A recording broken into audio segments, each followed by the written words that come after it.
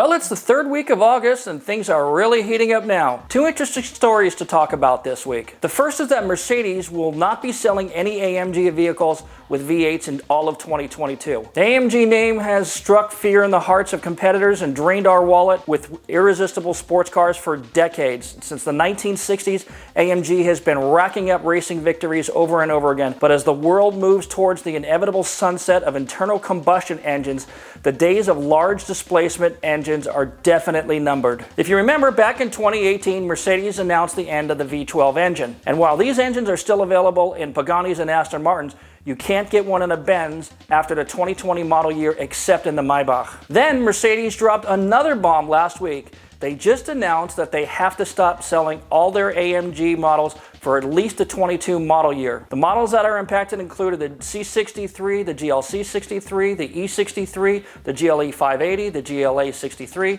the GLS 63, the GLS 600, the Maybach, the G550, and the G63. This also includes the AMG G-Wagon, what we commonly refer to in this country as the Bro-Dozer, which is a favorite among members of royal families in the Middle Eastern nations, vape shop owners, and gym rats. So it seems.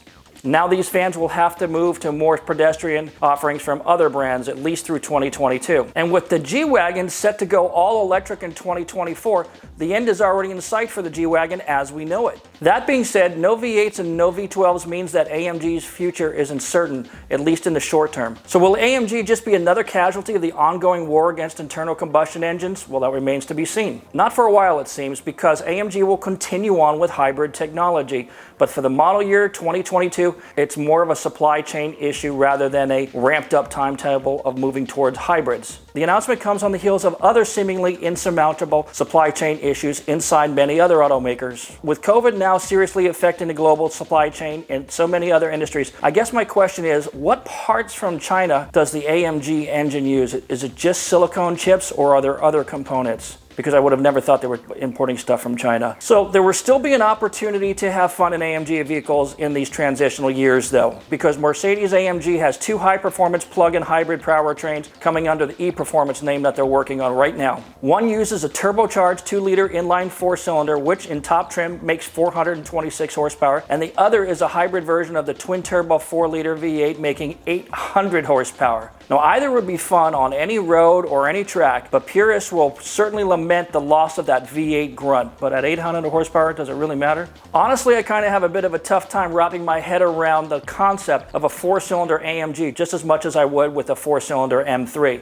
But this is the future, and I'm sure 15 years from now, the world will happily embrace alternative powered cars, especially if they're cutting 2-second 0 to 60 times as we're seeing from some of these other electric powered supercars. But for the foreseeable future, AMG just won't be putting V8s into their cars until the supply shortages are resolved. But that won't happen anytime soon, as China just this week announced that they were shutting down the world's third most busiest port. And believe it or not, it was shut down over one case of COVID. Where were they 18 months ago? And the entire world has been affected by COVID, and as such, the price of consumer goods has skyrocketed in recent months, and inventory has plummeted to all-time lows to the point of disruption in many industries, and AMG is just another casualty of that.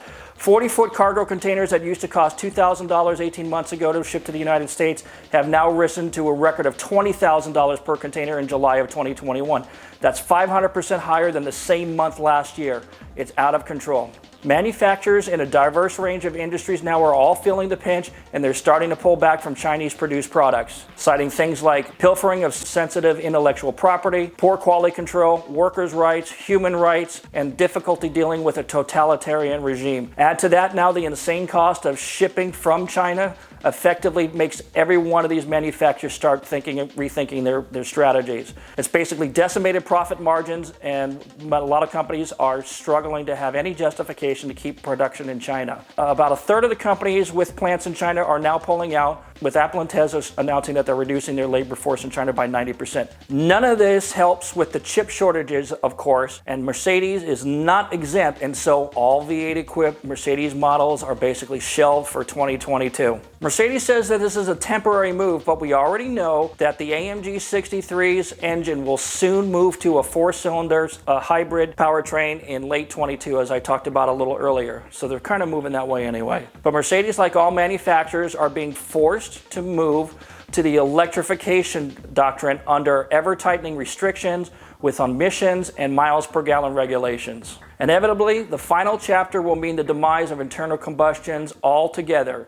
And how long will it take to get there? A couple of decades, who knows? While internal combustion engines will still be in cars in some way or form for another decade or two, they will get smaller and smaller thanks to evolving hybrid technology. This is the wave of the future. Everybody's doing it. Where a V12 was once needed to create 650 horsepower, those numbers can now be achieved with much smaller displacement engines and more potent electric motors. AMG cars that were more than 5 or 6 liters in displacement previously have been replaced now with 4-liter twin-turbo engines. Getting smaller, better gas mileage, lower emissions. Candidly, I have a tough time wrapping my head around a 4-cylinder AMG just as much as I would with a 4-cylinder M3, but progress is progress, right? The V8 bi-turbo engines from Mercedes will be offered in the E-Performance EQS sedan that we will see later this year, which should be interesting. I've seen pictures of it, it looks fantastic. As for AMG's future, you can rest assured that as long as there are internal combustion engines of any size being offered by Mercedes, AMG will be making them. As for the AMG's future, you can rest assured that as long as there are internal combustion engines of any size being offered by Mercedes, AMG will be making them better. The second big story is the release of the new Nissan Z, the successor to the 370Z. It won't be called the 400Z, at least not officially by Nissan, but I'm betting that it will be called that by every tuner on the planet. The 400Z name actually would have been perfectly appropriate, as this new Nissan whips up a cool 400 horsepower from its twin-turbo 3-liter V6, which is the same engine found in the Infiniti Q50 Red Sport. It makes 350 foot-pound-feet of torque from 1600 RPM to 5600 RPM. 2 transmissions will be offered, a 9-speed automatic with flappy paddles, as Clarkson would put it, and, wait for it, an actual 6-speed manual gearbox. Eat your heart out, Mark V Supra. Why didn't Toyota do that? We'll never know.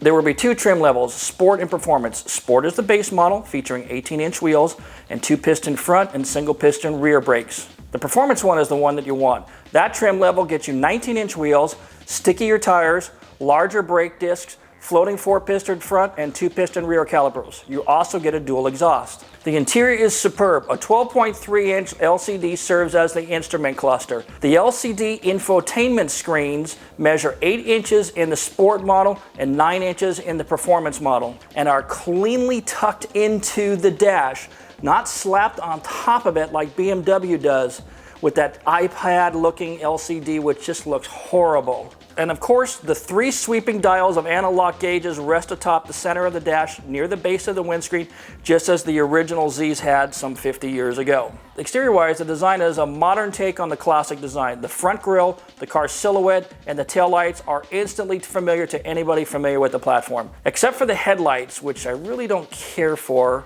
but otherwise I think the car is perfect. And if the Q50's performance numbers are any indication of the potential of the new Z's capabilities, we'd expect a 0 to 60 in the low to mid 4-second time.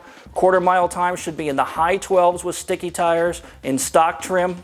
And of course, any tuner worth his salt will be looking for tuning options. Frankly, I can't wait to see what the aftermarket does with this car. I think it's going to be spectacular. Prices are not set or announced, but expect a mid to high $30,000 sticker price for the base model and probably low to mid 40s for the Performance model, depending on what other options are offered. The new Z also comes in at $15,000 less than a Mark V Supra, which is fantastic news. So for those who have been complaining that there are no good affordable sports cars and very few options if you want a manual transmission, here's your chance. This current round of tuner sports cars like the Z, this new Z, the Supra Mark V, the WRX, the Toyota 86 are all on the endangered species list. And if they're not selling now, they're going to go away soon. Get them now or you'll be wishing you did and complaining when the prices for used ones go up. That's it for my first news broadcast. I hope you liked it and I hope you'll tune in for more. Thanks for watching, everybody. I'll see you next time.